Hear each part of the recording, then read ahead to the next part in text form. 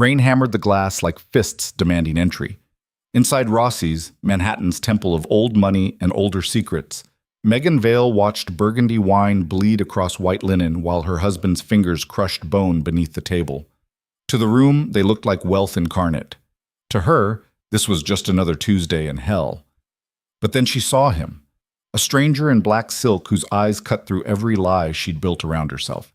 When Ethan left for the restroom, the stranger slid a card across her table without a word. "Call when you're ready to disappear," he said. She didn't know Lucien Moretti was the most dangerous man in New York. She only knew that for the first time in years, someone looked at her like she deserved saving. 3 days later, bleeding on her bathroom floor, while Ethan screamed outside the door, she'd make the call that would either kill her or set her free. If you want to see how far Megan's choice takes her, stay until the end. And drop a like and comment your city so I can see how far this story travels. The rain started hours before Ethan decided they were going to Rossy's. Megan stood in their bedroom, his bedroom where she happened to sleep, watching water streak down floor-to-ceiling windows that overlooked Fifth Avenue. 27 years old, and she couldn't remember the last time she'd chosen her own clothes. The black dress laid out on the bed wasn't a suggestion. The Cartier necklace beside it wasn't a gift. They were instructions, same as the heels, same as the lipstick shade he'd selected that morning before leaving for work. She picked up the dress. Silk. Probably cost more than most people made in a month. It felt like wearing someone else's skin. Her phone buzzed. A text from Ethan. "Reservation at 8. Don't be late. Wear your hair down. No, please. No question mark. Just commands dressed up as communication." Megan deleted the message and started getting ready, her hands moving through the motions she'd perfected over 3 years of marriage. Foundation to cover the fading bruise on her collarbone.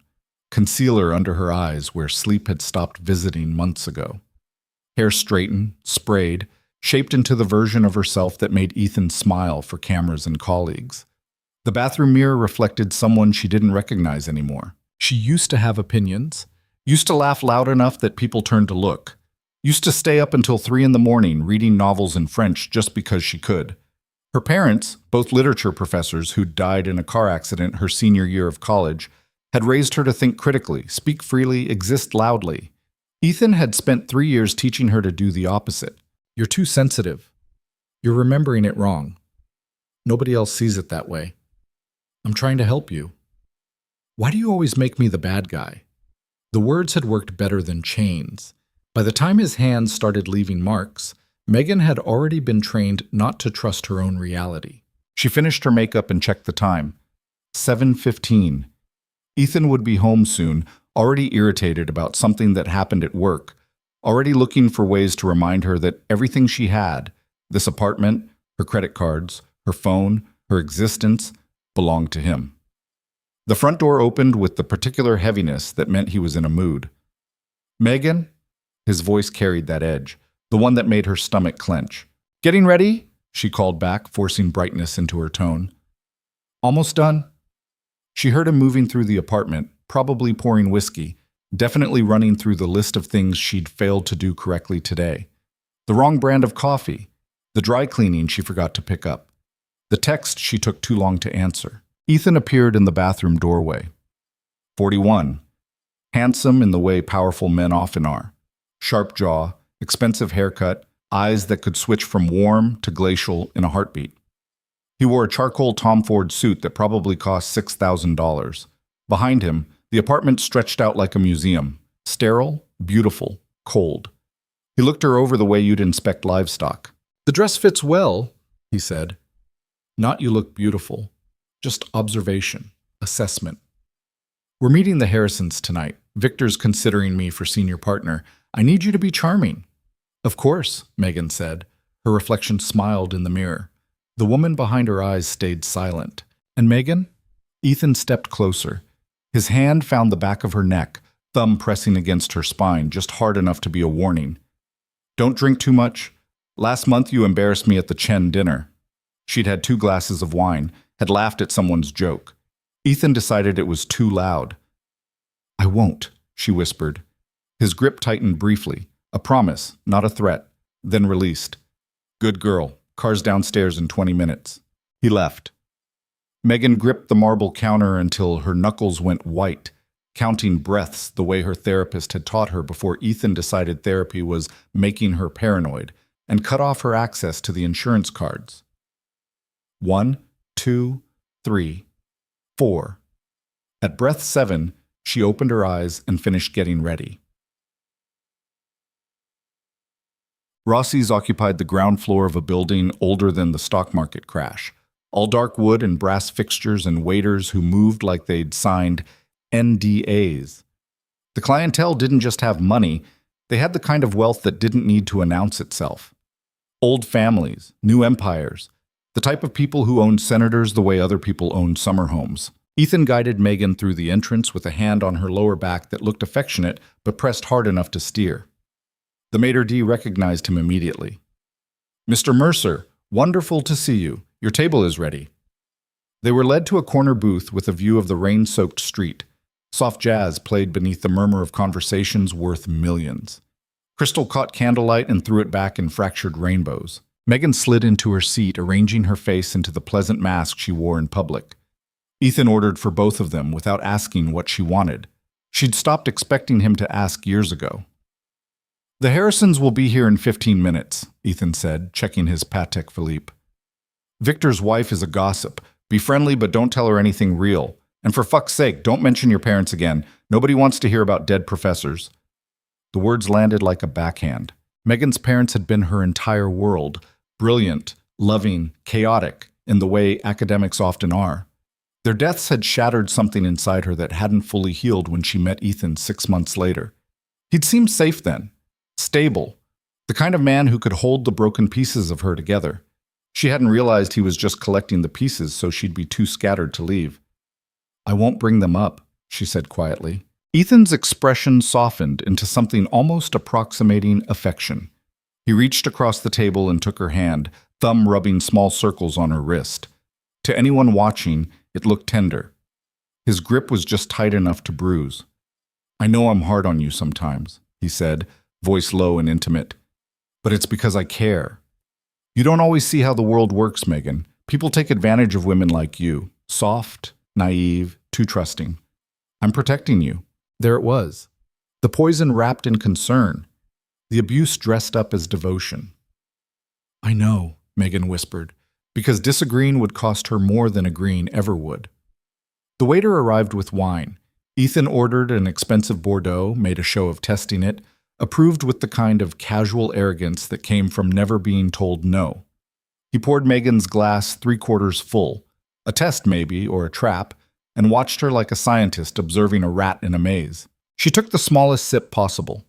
The Harrisons arrived in a cloud of expensive perfume and corporate ambition. Victor was 60, silver-haired, the kind of lawyer who defended white-collar criminals and slept soundly afterward. His wife Claire wore diamonds that could fund a small country and a smile that never reached her eyes. "Ethan," Victor clapped him on the shoulder. "Good to see you, and this must be Megan. I've heard so much about you." Megan shook his hand, murmured the appropriate pleasantries, slipped into the role of perfect wife, like putting on armor. She laughed at Victor's jokes, complimented Claire's earrings, asked about their daughter's wedding, said nothing of substance, revealed nothing real, existed as a beautiful accessory to Ethan's ambition.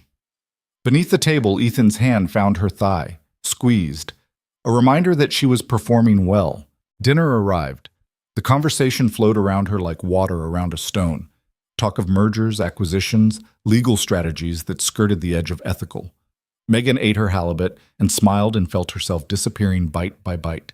Then she noticed the man at the next table. He sat alone, which was unusual for Rossy's. Most diners came in pairs or packs, networking over filet mignon and insider trading tips.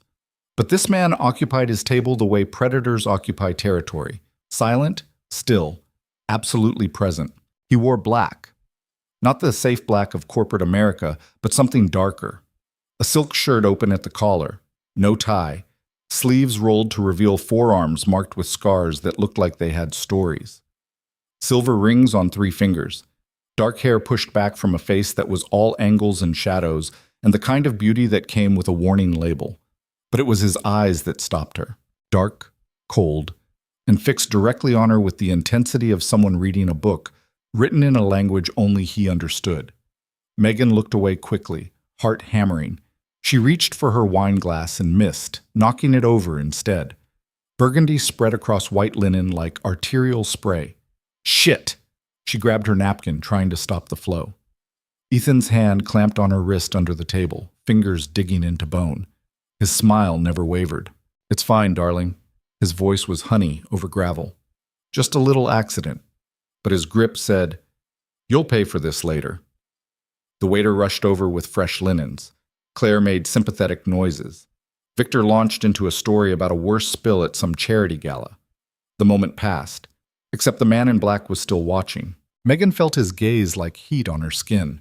She didn't look back, couldn't risk it with Ethan's fingers still crushing her wrist, but she was aware of him the way you're aware of storm clouds gathering overhead.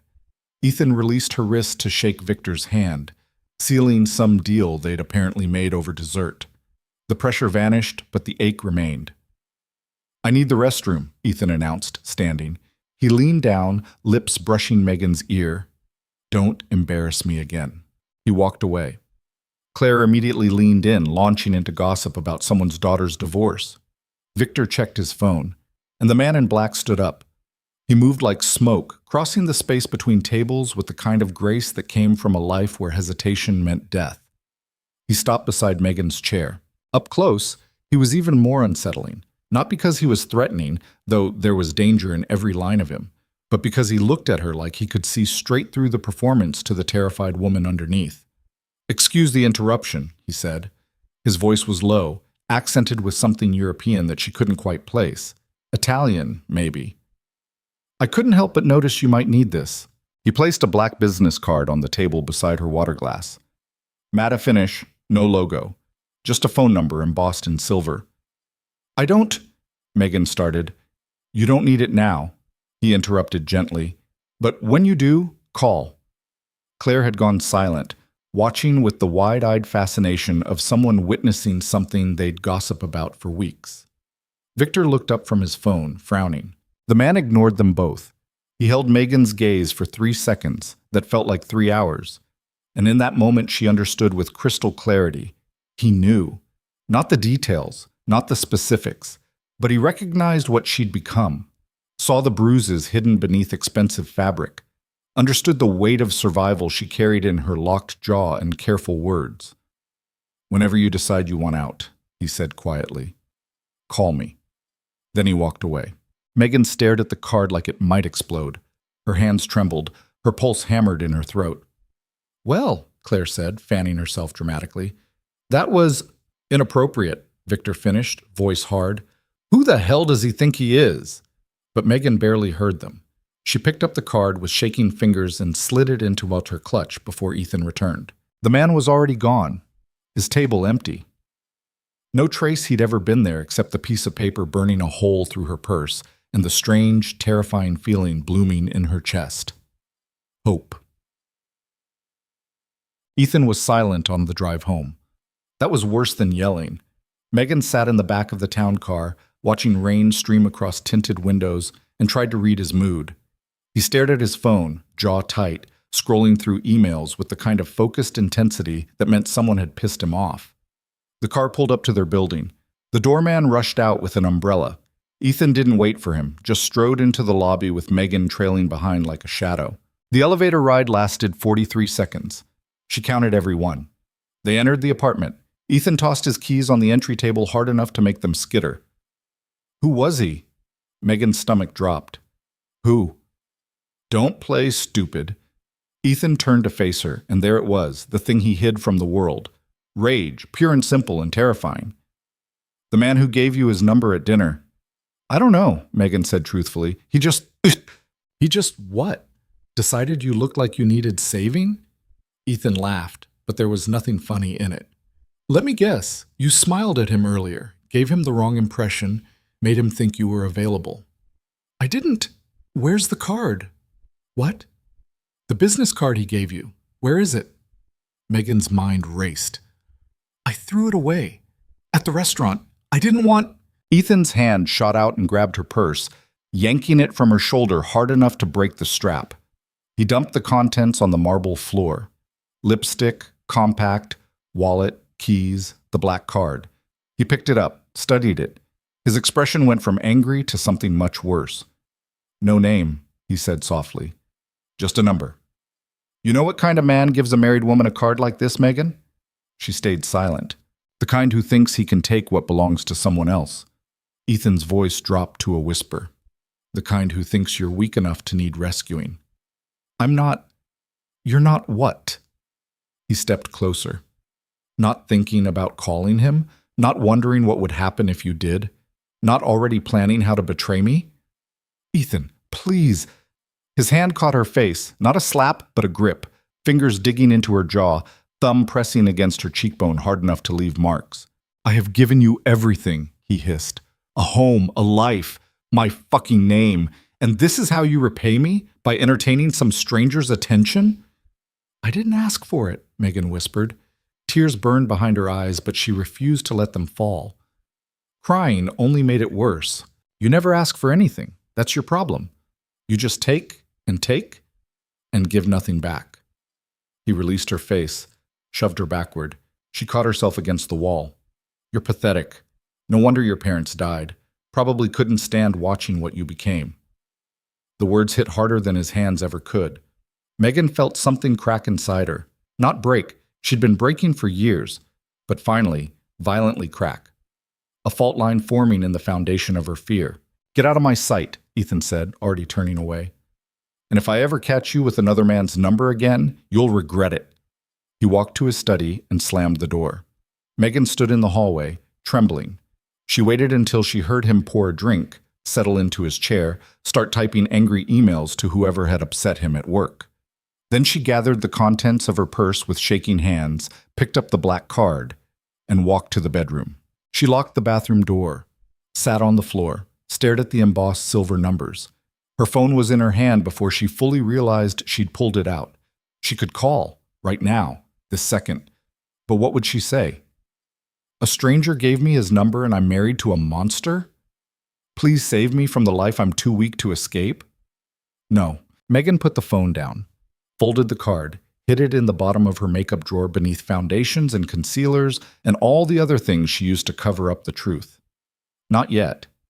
But the card's existence changed something, proved that someone outside this gilded cage could see her, really see her. She just had to survive long enough to be ready. 3 days passed. Megan moved through them like a ghost, avoiding Ethan when possible, placating him when not. He worked late, came home drunk, ignored her except to issue commands. She researched the phone number online, found nothing.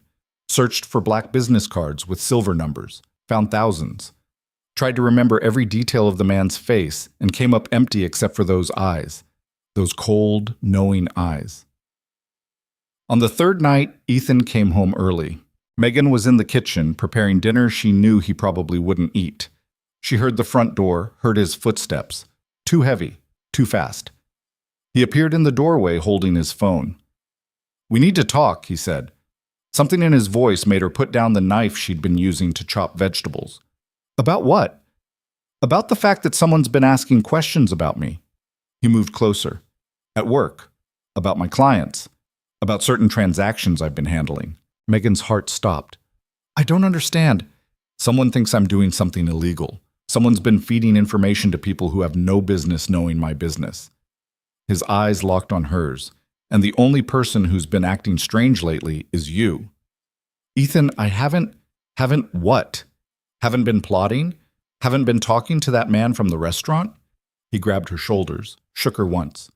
"Did he put you up to this? Did he tell you to spy on me?" "I haven't spoken to anyone," Megan's voice cracked. "I don't even know who he is." "Liar." Ethan's hand pulled back. Megan saw it coming, had seen it coming for 3 years. Every argument that ended with apologies and flowers, every accident that left bruises in places evening gowns would cover, every moment she'd convinced herself it wasn't that bad. Wasn't often enough? Wasn't worth leaving over. It had been building to this. His fist caught her cheekbone. The world exploded into white light and copper taste. She hit the counter, caught the edge with her ribs, went down hard on kitchen tile. "You think I don't know what you are?" Ethan stood over her, breathing hard. You think I don't see you looking for a way out? Your parents left you nothing. You have no money. No friends I didn't approve. No family. You're nothing without me. Megan tasted blood. Her vision swam. And you're going to tell me the truth, Ethan continued, or I swear to God. She ran, didn't think, didn't plan, just scrambled to her feet and bolted for the bedroom, Ethan's footsteps thundering behind her. She made it inside, slammed the door, threw the lock. His fist hit the wood so hard the frame shuddered. Open this door. No! Megan backed toward the bathroom, pulling out her phone with shaking hands. Open it! The door frame cracked. He was going to break through. Megan locked herself in the bathroom, the only room in the apartment with a lock Ethan hadn't removed, and pulled out the black card with fingers that barely worked. She dialed. The phone rang once, twice. Ethan hit the bedroom door again. It splintered. 3 rings. Please, Megan whispered. Please pick up. Yes? The voice was calm, accented, familiar. You said to call when I wanted out, Megan said, words tumbling over each other. I want out. I want out right now. Please. Address? She gave it. Lock the door. Don't open it for anyone but me. I'm 10 minutes away. The line went dead. Megan sank to the bathroom floor, back against the tub, listening to Ethan destroy the bedroom. He was screaming now, incoherent, promising things that made her blood freeze. She wrapped her arms around her knees and started counting. 1, 2, 3, 4. At count 37, she heard new sounds. The apartment door opening, multiple footsteps. Voices, low, commanding, unfamiliar. Then Ethan's voice. Who the fuck are you? This is my home. A hard, wet sound. A body hitting a wall. Silence. Someone knocked on the bathroom door. 3 measured taps. Megan? The accented voice. It's safe now. Open the door. She stood on shaking legs and turned the lock. The man from the restaurant stood in her destroyed bedroom, perfectly calm despite the chaos around him. He wasn't alone.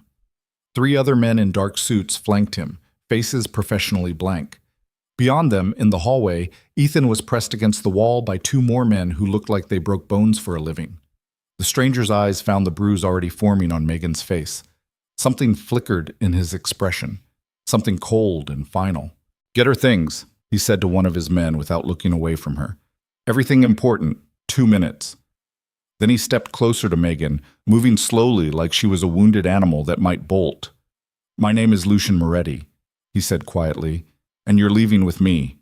Do you understand? Megan looked past him at Ethan, who was staring at her with pure hatred and dawning fear. She looked at the bedroom she'd lived in like a prisoner for 3 years. She looked at Lucian Moretti, this dangerous stranger who'd answered a phone call in the middle of the night and brought armed men to extract her from hell. I understand, she whispered. Lucian nodded once. Then let's go. He offered his hand. Megan took it and walked out of her cage without looking back. The car was a black Mercedes with windows tinted dark enough to hide sins.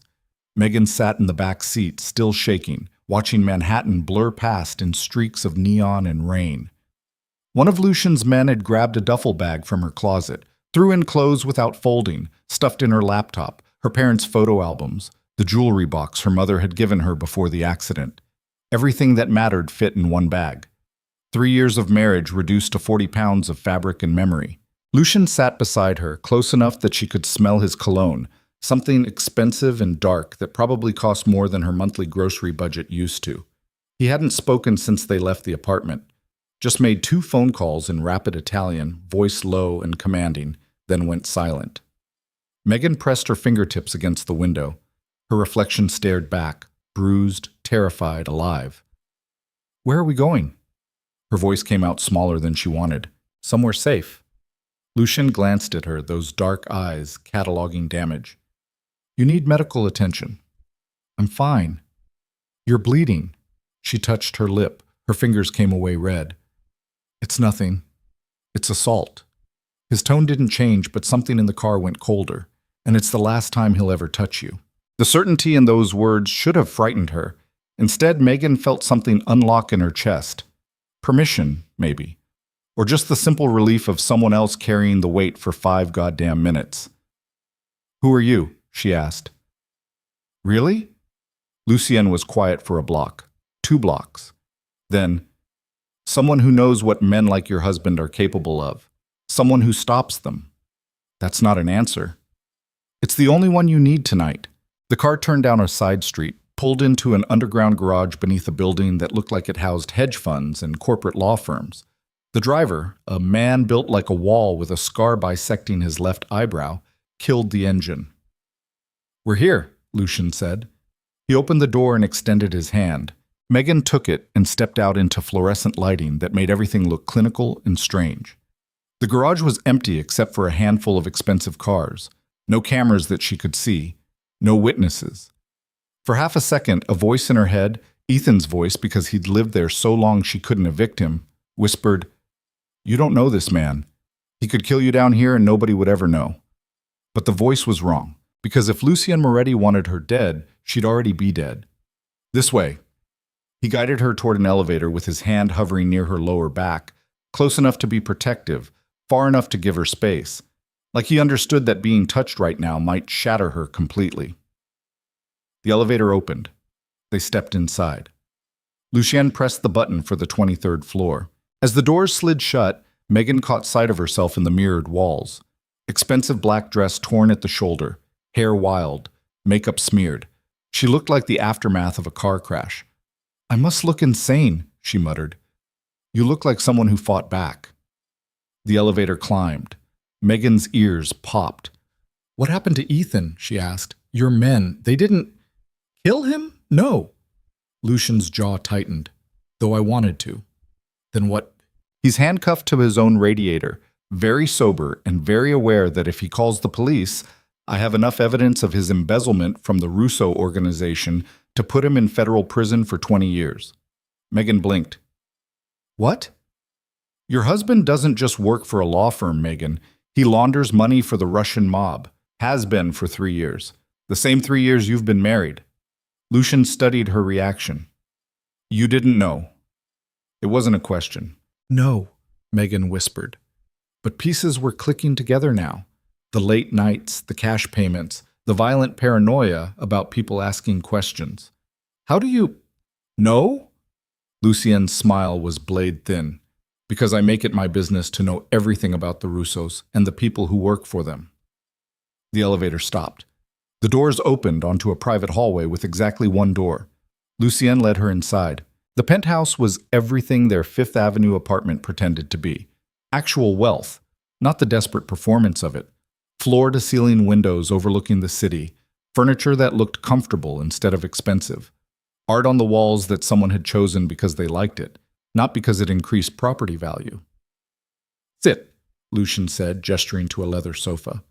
"I'll get the first aid kit." He disappeared down a hallway. Megan sank onto the couch, exhausted down to her bones. Her ribs ached where she'd hit the counter, her face throbbed, her hands wouldn't stop shaking. Lucian returned with a black medical bag and a bottle of whiskey. He poured 2 fingers into a crystal glass and handed it to her. "Drink." She did. The burn felt good, real. He sat beside her and opened the kit, pulling out antiseptic and gauze with the efficiency of someone who'd done this before. "May I?" Megan nodded. His hands were gentle.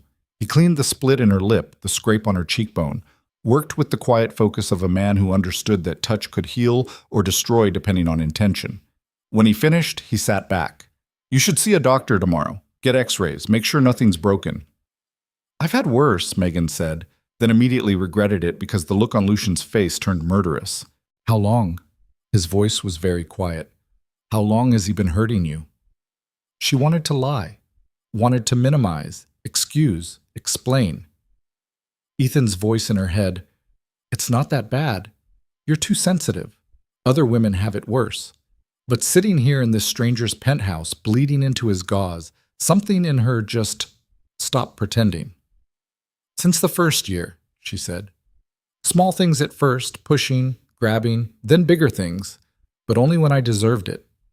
"You didn't deserve it. You don't know that." "Yes, I do." Lucian's eyes held hers. "No one deserves that, ever." Megan felt her throat close. She looked away, blinking hard. "Why did you help me? You don't know me. I'm nobody." You're not nobody. I'm a stranger who spilled wine at a restaurant. You're a woman who was being hurt by a man who thought he owned you. Lucien set down the antiseptic.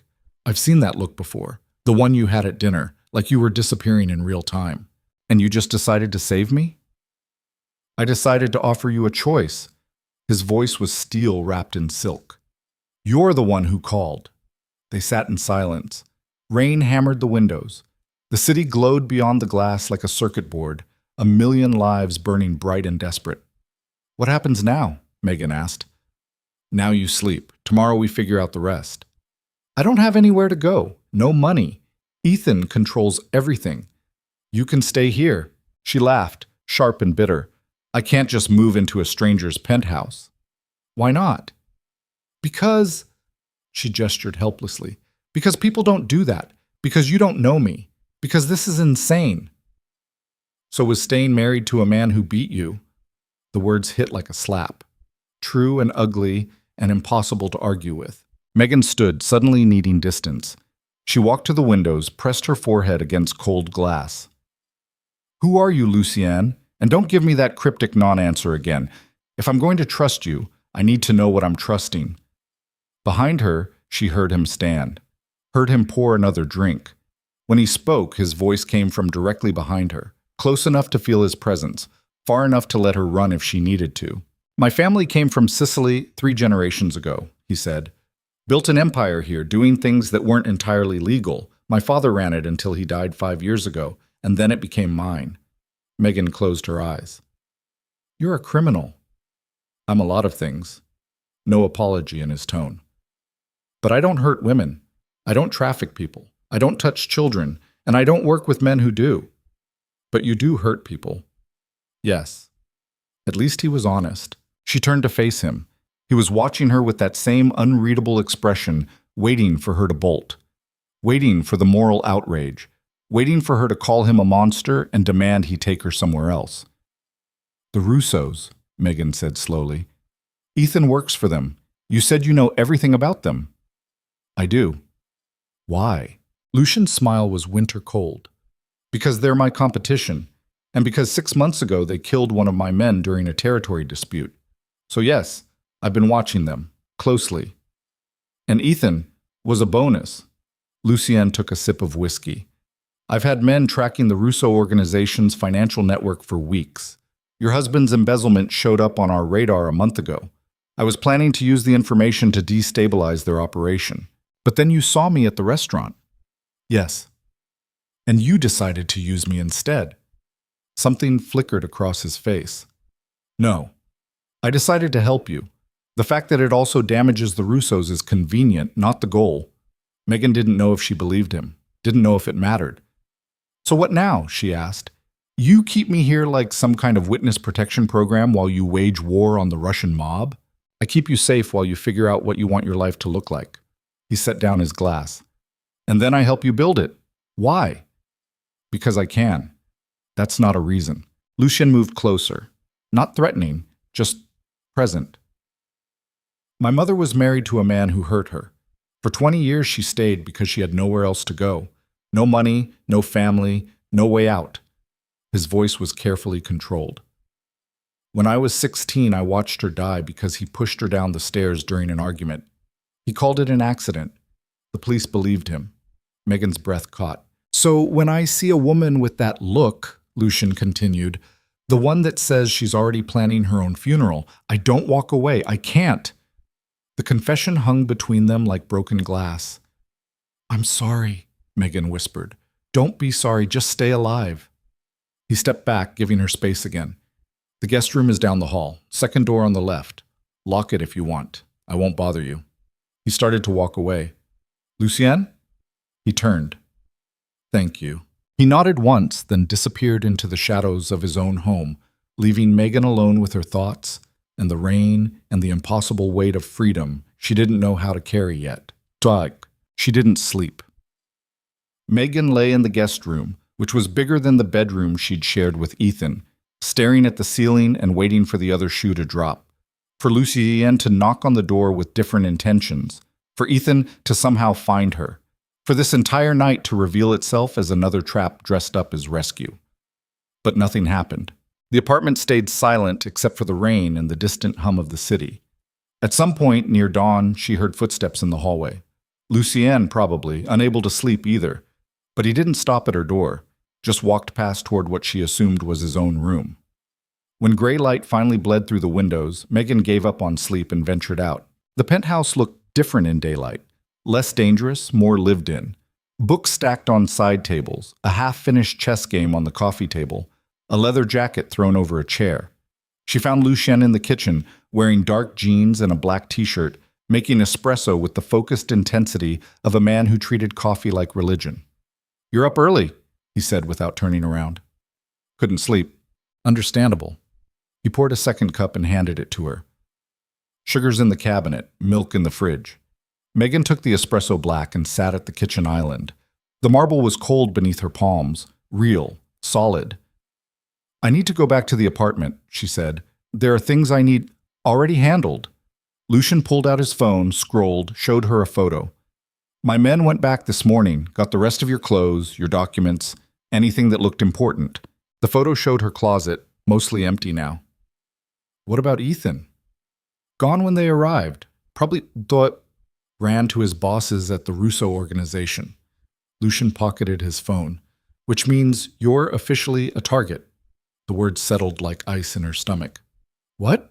"The Russos don't like loose ends. You were married to one of their money launderers. You know things, even if you don't realize you know them." He met her eyes. "They'll come looking for you, to silence you or use you as leverage against Ethan. Either way, it's not good." Megan set down her espresso before her shaking hands could spill it. "So what am I supposed to do? Hide here forever?" "No. We make you untouchable." "How?" "By making it clear you're under my protection." Lucien's expression was carved granite. "And the Russos know better than to touch what's mine." The possessiveness in that statement should have frightened her. Maybe it did, but mostly it just felt like the first real safety she'd known in years. "I'm not yours," Megan said quietly. "No," Lucien agreed, "but they don't know that." Her phone, the one Ethan had paid for, monitored, controlled, buzzed on the counter. She'd left it there last night, too scared to look at it. Now she picked it up. 43 missed calls. All from Ethan. 67 text messages. She opened them with hands that barely worked. The first few were apologies. "Baby, I'm sorry. I didn't mean it. Please, come home." Then anger. "You stupid bitch. You think you can just leave? You think anyone else will want you?" Then threats. "I'll find you. I'll make you regret this. You're nothing without me." And finally, this morning, "They're coming for you, the people I work for. They know you left. They think you're talking to the feds. Whatever that man promised you, it's a lie. Come home and I can protect you. Please." Megan read the last message 3 times. Her hands went numb. "He's right," she whispered. "They're coming." Lucien plucked the phone from her fingers, read the messages, then calmly walked to the sink and dropped it in. Turned on the garbage disposal. The phone's death rattle lasted 5 seconds. "New rule," he said over the grinding noise. "No contact with Ethan. Not ever. He doesn't get to know where you are, or who you're with, or whether you're scared." "But no." Lucien turned off the disposal. "He's a coward trying to manipulate you into running back to him. And even if the Russos are looking for you, they won't find you. Not here." "How can you be sure?" "Because this building is owned by a shell corporation I control. The security is ex-military, and anyone who tries to get to you has to go through me first." His eyes were dark promises. "I've been at war with the Russos for months. You're not the weakness they think you are. You're the reason I'm going to destroy them." The certainty in his voice should have been comforting. Instead, it made Megan realize she'd traded one dangerous man for another. The only difference was this one asked permission before making decisions. "I need air," she said abruptly. I can't just sit here waiting to be hunted." Lucien studied her for a long moment. Then, "Get dressed. I'll take you somewhere." 20 minutes later, they were in the back of another black car. Different driver, same tinted windows, sliding through Manhattan traffic toward God knows where. Megan wore jeans and a sweater from the bag Lucien's men had grabbed. Simple clothes, comfortable. Hers. "Where are we going?" she asked. "You'll see." They ended up in Brooklyn, outside a narrow bookstore that looked like it had been transplanted from another century. Hand-painted sign, warped wooden door, windows stacked with so many books you couldn't see inside. Lucien opened her door. "Come on." The bookstore smelled like old paper and coffee and something indefinable that Megan's soul recognized as home. Shelves stretched toward the ceiling, crammed with spines in every language. A cat, orange, fat, supremely unbothered, slept on the front counter. "Lucienne!" An elderly woman emerged from the back, arms outstretched. She was tiny, white-haired, wearing a cardigan that had seen better decades. "I wasn't expecting you today." "Angela." Lucien bent to kiss her cheek. "I brought someone who needs saving." Angela turned sharp eyes on Megan, took in the bruises, the haunted expression, the way she held herself like someone expecting the next blow. "Oh, sweetheart," she said softly. Then to Lucien, "Third floor, poetry section. Nobody will bother her there." Lucien guided Megan toward a narrow staircase. They climbed past fiction, past history, past philosophy, until they reached a dusty third floor that smelled like forgotten stories and possibility. "Sit," Lucien said, gesturing to a worn armchair by the window. "Read, hide, whatever you need." Megan sank into the chair. "You're leaving?" "I have business, but I'll be back in 3 hours." He handed her a different phone, new, sleek, no history. "My number's programmed in. You need anything? Call." "Why are you doing this?" "Because you need to remember who you were before he made you forget." Lucien's expression softened almost imperceptibly. "And bookstores are good for that." Then he was gone. Megan sat alone, surrounded by poetry she hadn't read in years, listening to rain tap against the window, and for the first time since her parents died, she let herself cry. Not silent tears, not hidden grief, full, ugly, gasping sobs that emptied her out and left her raw and clean. When she finally stopped, she pulled a book from the nearest shelf. Pablo Neruda, 20 love poems and a song of despair, her mother's favorite. Megan opened to a random page and started reading, and slowly, word by word, began remembering what it felt like to be human. Deep. 3 hours later, Lucien returned to find her curled in the armchair with a stack of books and an expression that looked less shattered. "Better?" he asked. "Getting there." She stood, reluctant to leave. "Can we come back?" "Whenever you want." The drive back to the penthouse was quiet, comfortable almost, like they'd reached some unspoken understanding, but when they arrived, 2 men in dark suits were waiting in the lobby. Lucien's entire demeanor changed, went from relaxed to lethal in the space of a heartbeat. "Stay behind me," he said quietly. The men approached. One was tall, blonde, looked like he'd been carved from ice. The other was shorter, dark-haired, with eyes that missed nothing. "Lucien," the blonde one said, "we need to talk." "Marco, not a good time. It's about the Russos." Marco's gaze flicked to Megan. "And your new house guest." Lucien's jaw tightened. "Upstairs. Now." They rode the elevator in tense silence. Megan's heart hammered against her ribs. These men worked for Lucien. She could tell by the way they deferred to him, but that didn't make them safe. Inside the penthouse, Lucien gestured for Megan to sit. She did, perched on the edge of the sofa like a bird ready to fly. "Talk," Lucien said to Marco. "The Russos know you have her. Ethan Mercer showed up at one of their fronts this morning, bleeding and scared, told them his wife ran off with you." Marco's expression was grim. "They're putting a price on her head. 50,000 to whoever brings her in alive." The room went very cold. "They think she's cooperating with the feds," the dark-haired man added. "Think Mercer was going to turn witness, and she's part of it." "She's not," Lucien said flatly. "Doesn't matter what's true. Matters what they believe." Marco looked at Megan again, not unkindly. "You're a dead woman walking unless Lucien can convince them otherwise." Megan's throat closed. How does he do that?" "By making them more afraid of him than they are of the feds," Marco said. "Which means escalation. Which means war." "No." Megan stood, shaking her head. "No, I'm not worth that. I'm not worth people dying. You don't get to decide your worth." Lucian's voice cut through her panic. They made this move. I'm finishing it. By doing what? Killing people? Starting a gang war over a woman you met 4 days ago? Yes. The single word hung in the air like a blade. Megan stared at him, at this man who'd saved her, sheltered her, given her books and coffee, and the first taste of freedom she'd known in years. This man who was apparently willing to burn down half of New York's criminal underworld because someone threatened her. That's insane, she whispered. That's how this world works. Lucian's eyes were black ice. The Russos drew the line. I'm crossing it. And when I'm done, they'll know that touching you means dying. I didn't ask for this. You called me. That made you mine to protect. He stepped closer, voice dropping. And I don't lose what's mine.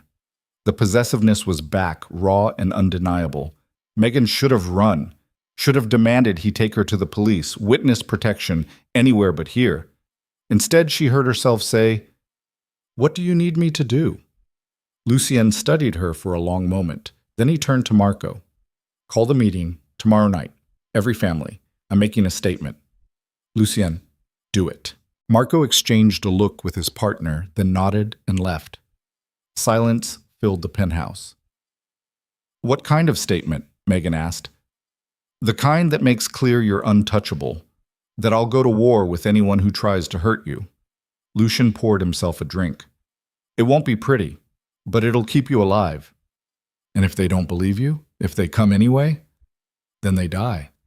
Simple as that." Megan walked to the window, looked out at the city where she'd lived her whole life but never really understood. How many people down there were like Lucien? And like Ethan? How many monsters wore expensive suits and smiled for cameras? "I don't know how to live in your world," she said quietly. "You're not in my world. You're under my protection. There's a difference." "Is there?" She turned to find him watching her with an expression she couldn't read. "Yes," he said finally, "because in my world I decide who lives and dies. In yours, you decide who you want to become. And if I decide I want to leave, then I'll help you disappear, set you up somewhere safe with enough money to start over." His voice was perfectly level. "But I don't think that's what you want. You don't know what I want. Don't I?" The question hit like a challenge, because the truth was, Megan didn't know what she wanted either. Safety, yes. Freedom, definitely.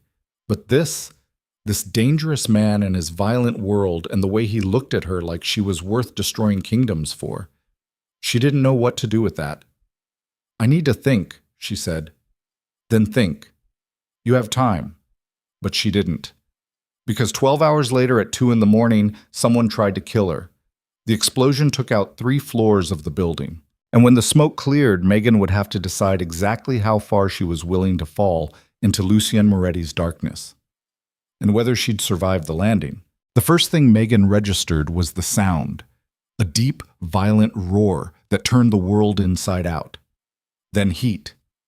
Then the sensation of being lifted and thrown like a rag doll while reality fractured into 1,000 burning pieces. She hit something hard.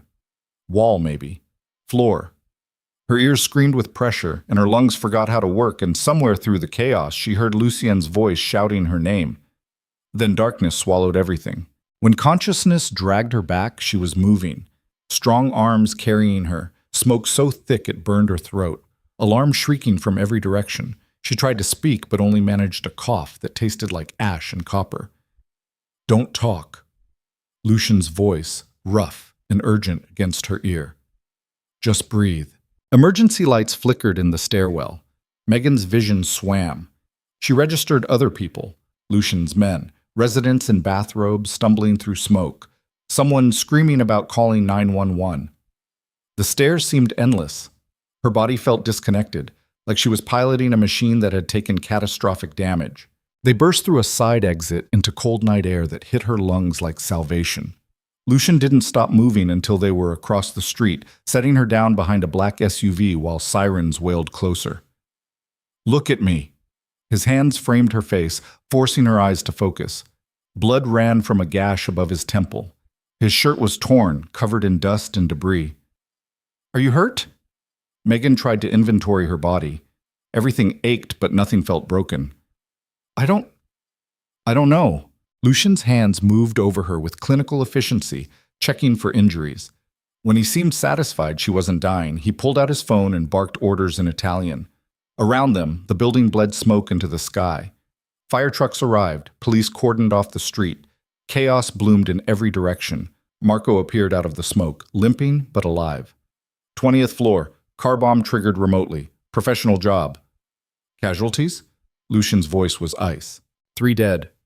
Building security and a resident, 12 injured. Marco's eyes found Megan. You were the target. Explosives were placed directly below your guest room. The words penetrated slowly. 3 people dead. Because of her. Because the Russos wanted her silenced and didn't care who else burned in the process. Megan's stomach lurched. She turned and vomited onto the pavement, heaving until there was nothing left but bile and horror. Lucian's hand settled on her back, steady, grounding. Get her out of here, he said to Marco. Safe house in Brooklyn. Nobody moves until I give the word. What are you going to do? End this. Lucian stood, already pulling out his phone again. Tonight. Lucien. Megan grabbed his wrist. Her fingers came away bloody. Those people. They died because of me. He crouched down to her level, eyes burning with something cold and final. They died because the Russos are animals who don't value human life. This isn't on you. It's on them. His jaw tightened. And I'm going to make them pay for every drop of blood. Before she could respond, Marco was pulling her toward another vehicle. She looked back once and saw Lucian standing in the street, silhouetted against the burning building, phone pressed to his ear while he orchestrated war. Then Marco shoved her into the SUV, and they were gone. The Brooklyn Safe House was a converted warehouse in Red Hook that smelled like motor oil and stale coffee. No windows on the ground floor, steel-reinforced doors, enough surveillance equipment to make the NSA jealous. Megan sat on a ratty couch in what passed for a living area, wrapped in a blanket someone had thrown over her shoulders, while 2 of Lucian's men stood guard and pretended she didn't exist. Her ears still rang, her hands still shook. Every time she closed her eyes, she saw fire. Marco brought her water. Drink. She did mechanically. The water tasted like ash. How long do I have to stay here? Until Lucian says otherwise. That's not an answer. Marco's expression softened fractionally. You want the truth? The Russos just declared open war. They tried to kill you in a building full of civilians. That kind of move means they're desperate or stupid, and desperate criminals do desperate things. He sat down across from her. You're not safe anywhere except where Lucien can control the variables. So I'm a prisoner. You're alive. Marco's tone was flat. 3 people downstairs aren't. I'd call that a win. The words hit like a physical blow. Megan pulled the blanket tighter around herself, suddenly freezing despite the warehouse's industrial heating. Who were they? The people who died? Does it matter? Yes, Marco sighed. Building security guard. Name was Curtis Hammond, 56, 2 kids in college, resident on the 19th floor, Elena Volkov, 73, emigrated from Russia 40 years ago. And her nurse, Patricia Chen, 28, just got engaged last month. Each name landed like a stone. Real people, real lives. Ended because Megan had been stupid enough to think running from one monster meant she'd be safe from all the others. I should go to the police, she whispered. And tell them what? That you witnessed your husband laundering money for the Russian mob? That a crime boss is protecting you from other criminals? Marco shook his head. Best case, you end up in witness protection with a target on your back. Worst case, the Russos have enough cops on payroll that you're dead within 48 hours. Then what am I supposed to do? Trust Lucien. I don't even know him. You know he pulled you out of a burning building tonight instead of letting you die. Marco stood. That's more than most people in this world would do. He walked away, leaving Megan alone with her guilt and the echoing warehouse and the terrible knowledge that 3 innocent people had paid the price for her freedom. She must have dozed eventually because the next thing she knew, Lucien was crouching in front of her, his hand gentle on her shoulder. Hey. His voice was softer than she'd ever heard it. You're okay. You're safe. Megan opened her eyes. Lucien looked like he'd walked through hell. His clothes were different. Black tactical gear that made him look more soldier than businessman. blood on his hands, exhaustion carved into every line of his face. What time is it? 6 a.m. She'd been here for 4 hours. It felt like 4 minutes or 4 years, impossible to tell. What happened? She asked. Lucian sat beside her on the couch, close enough that she could feel his body heat. I sent a message. The Russos understand now that coming after you means coming after me, and I don't lose. What kind of message? The permanent kind. Megan studied his face, trying to read what that meant. His expression gave nothing away. You killed people. Yes. How many? How? Enough. Lucien met her eyes. And I'd do it again. The men who planted that bomb, the ones who gave the order, the middlemen who thought they could profit from your death. They're gone. All of them. She should have been horrified. Should have recoiled from this man who could discuss murder with the same tone someone might use to discuss quarterly earnings. Instead, she just felt numb.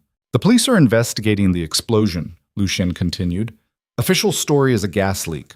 Building inspector already confirmed it. No evidence of foul play. You bribed him. I made sure the truth stayed buried. There's a difference. Is there? Megan pulled away, needing space. 3 people are dead, Lucien. Real people with families and lives and futures. And you're just, what? Making it disappear? Pretending it never happened? I'm making sure their families are taken care of. His voice hardened. Curtis Hammond's kids will have their college paid for. Elena Volkov's grandchildren in Moscow will receive enough money to live comfortably for the rest of their lives. Patricia Chen's fiancé will get a settlement that ensures he never has to work again if he doesn't want to. Blood money. Reparations.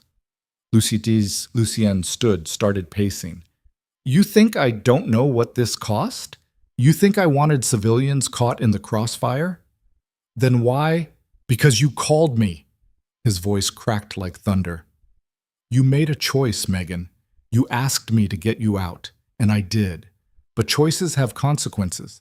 In my world, those consequences are measured in bodies and blood and things that can't be undone. The warehouse went silent except for their breathing. Megan stared at him, at this dangerous man who'd saved her and damned her in the same breath. I didn't ask for people to die. No, you asked to be free.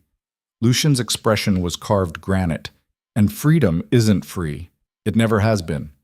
She wanted to argue, wanted to scream that this wasn't what she meant, wasn't what she wanted, wasn't worth the price. But the truth was more complicated. Because she was free. Ethan couldn't touch her anymore. The Russos wouldn't dare make another move. She could breathe without counting the cost, speak without measuring her words, exist without fear of the next blow. And all it took was 3 innocent people burning alive. I can't live with this, she whispered. You can. You will. Lucien moved closer, not touching, but present. Because the alternative is going back to being a victim, and I don't think you want that anymore. He was right. That was the worst part. He was absolutely right. Megan had tasted freedom now, had felt what it was like to make her own choices, read her own books, speak her own mind. Going back to Ethan's cage, or any cage, would kill something inside her that had just started breathing again. I hate you for this, she said. I know. I hate that you're right. I know that too. They stood in the cold warehouse dawn, 2 people bound together by violence and circumstance, and choices neither of them could take back. Finally, Lucien spoke again. There's a meeting tonight. Every major organization in the city. I'm making it clear that you're under my protection, and any move against you is a move against me. Will it work? It has to. His eyes held hers. Because if it doesn't, we go to war for real, and this time, a lot more than 3 people die. Megan closed her eyes.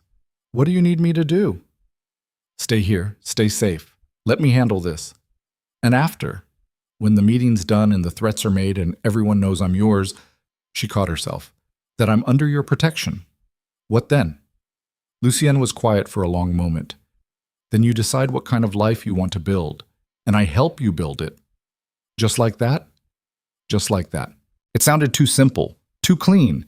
Nothing in Megan's life had ever been that straightforward. But before she could respond, Marco appeared in the doorway, face grim. We have a problem. Lucien's entire posture shifted. What kind of problem? Ethan Mercer. He's talking to the FBI. The temperature in the room dropped 10 degrees. When? Lucian's voice was deadly calm. 2 hours ago. Walked into the Manhattan field office and started singing. Marco pulled out his phone, showed them a photo of Ethan entering a federal building flanked by agents. He's offering evidence on the Russo organization in exchange for immunity and witness protection. Son of a bitch. Lucian grabbed the phone, studied the image. What does he know? Enough to bring down their entire financial network. Account numbers, shell corporations, money trails, 3 years of records. Marco's expression was grave. And he's naming you too, Lucian. Says you've been running a criminal enterprise, that you're the one who orchestrated the building explosion, that you kidnapped his wife. Megan's blood went cold. He's lying. Doesn't matter if he's lying. Matters if the feds believe him. Marco looked between them. They're building a RICO case.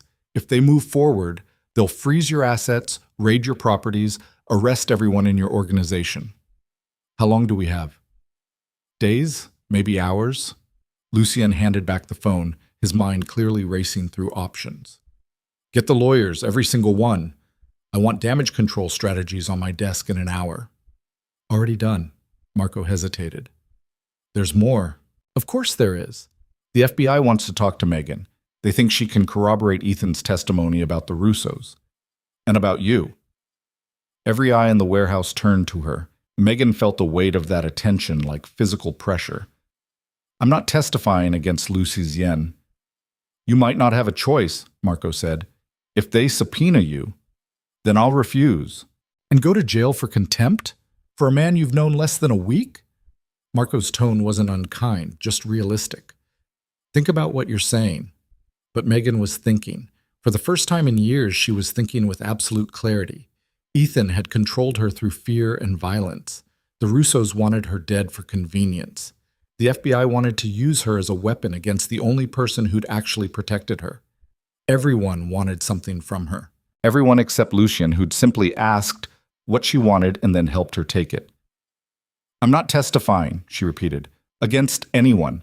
I don't know anything about criminal enterprises or money laundering. I was just a wife trying to survive her marriage. It was technically true. She hadn't known about Ethan's illegal activities, hadn't participated, hadn't profited beyond the cage he'd built around her. Lucienne was watching her with an unreadable expression. You understand what you're choosing? The FBI doesn't take kindly to uncooperative witnesses. I understand. They could charge you as an accomplice, put you in prison. Then I go to prison. Megan's voice was steel. But I'm not helping them put you there, not after everything. Something flickered across Lucian's face. Surprise, maybe, or respect. You're sure? I'm sure. Marco muttered something in Italian that sounded like a prayer or a curse. This is insane. You're both insane. Probably, Lucien agreed, but we're committed now. He turned to Megan. If you do this, there's no going back. The FBI will come after you hard. They'll dig into every aspect of your life, interview everyone you've ever known, try to break you. Let them try. The words came out stronger than she felt. But Megan was done being broken. Done being used. Done letting other people decide her worth and her future and what she deserved. If choosing Lucien meant choosing his darkness, fine. She'd survived worse. Okay. Lucien's voice was quiet but absolute. Then we fight together. He extended his hand. Megan took it. And somewhere in the back of her mind, a voice that sounded suspiciously like her mother's whispered that she'd just made a deal with the devil. But devils, Megan was learning, came in many forms. And sometimes they were the only ones who showed up when angels looked away. The FBI came for her that afternoon. Megan was sleeping, or trying to, when Marco shook her awake. Get up, federal agents outside, they have a warrant. She bolted upright, heart hammering. For what? Material witness. They want to bring you in for questioning.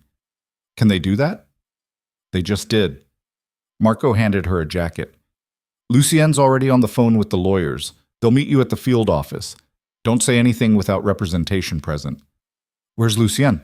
Dealing with his own problems. The feds raided 3 of his properties this morning. Marco's expression was grim. This is a coordinated strike. Someone high up wants both of you off the board. Megan pulled on the jacket with shaking hands. Through the warehouse windows, she could see black SUVs blocking the street. Men in FBI windbreakers taking positions. What do I do? Exactly what you told Lucian you'd do. Stay quiet. Don't give them anything. Marco gripped her shoulder. And remember, they're trying to scare you into cooperating. Don't let them. The door burst open. 5 federal agents, weapons drawn, flooded into the warehouse. Megan Mercer? The lead agent was a woman in her 40s with sharp eyes and sharper instincts. I'm Special Agent Reeves. You're coming with us. On what grounds? Material witness to ongoing criminal investigations. You can come voluntarily, or we can arrest you for obstruction. Your choice. Not much of a choice. Megan raised her hands. I'll come voluntarily. They cuffed her anyway. The ride to the Manhattan field office was silent except for the crackle of radio chatter. Megan stared out the window at the city sliding past. Her city? The one she'd lived in her whole life but suddenly felt like foreign territory. At the federal building, they processed her like a criminal. Fingerprints, photos, paperwork. Then they put her in an interrogation room with a steel table, 2 chairs, and a mirror that definitely had people watching behind it. Agent Reeves entered 20 minutes later with a file folder and a recorder. Thank you for your cooperation, Mrs. Mercer. It's Ms. Vale. Megan's voice was steady. I haven't used my married name in days. Right. Reeves sat down, opened the folder. Ms. Vale, I'm going to ask you some questions about your husband, Ethan Mercer, and about Lucien Moretti. But first, I want you to understand something. You're not in trouble. We know you're a victim here. A victim. Your husband abused you. We have hospital records showing you sought treatment for injuries on 3 separate occasions over the past 2 years. Injuries you claimed were accidents. Reeves pushed photos across the table. Emergency room intake forms. Megan's own face, bruised and swollen from a night she'd tried to forget. We also know Lucien Moretti extracted you from your home, that you've been staying in his properties, that you were present during last night's explosion that killed 3 people. Megan's stomach twisted, but she kept her expression neutral. I'd like to speak to my lawyer. You're not under arrest. You don't need a lawyer. I'd like to speak to my lawyer, Megan repeated. Reeves studied her for a long moment. Then she leaned back, changed tactics. Your husband is offering testimony that could dismantle one of the largest organized crime networks in New York. The Russo organization has been responsible for dozens of murders, human trafficking, drug distribution, money laundering. We're talking about saving lives, Miss Vale, real lives. I understand. Do you? Because from where I'm sitting, it looks like you've traded one abuser for another. Lucien Moretti isn't your savior. He's a criminal, a dangerous one. And sooner or later, he's going to hurt you too. The words were designed to crack her, to make her doubt, to resurrect every fear Ethan had planted. But Megan had spent 3 years learning to recognize manipulation. I'd like to speak to my lawyer, she said for the 3rd time. Reeves' expression hardened. Fine, but understand something. Your husband is going into witness protection, new identity, new life, complete immunity for his testimony. Meanwhile, you're here, alone, tied to a criminal organization. When this goes sideways, and it will, you're the one who's going to pay the price. She stood, gathered her files. Think about that while you wait for your lawyer. Think about whether Lucien Moretti is really worth throwing your life away for. The door closed with a heavy click. Megan sat alone in the interrogation room, fluorescent lights buzzing overhead, and tried not to think about how right Agent Reeves might be. The lawyer arrived 3 hours later, a sharp-eyed woman named Sophia Chen, who looked like she'd eaten federal prosecutors for breakfast. Don't say anything, were her first words. Not one word. They're fishing. Ethan's testifying. Let him. Sophia sat down, pulled out her own recorder.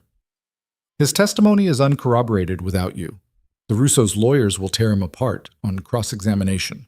Abusive husband suddenly finding morality? Please. The jury will hate him. They're building a case against Lucien.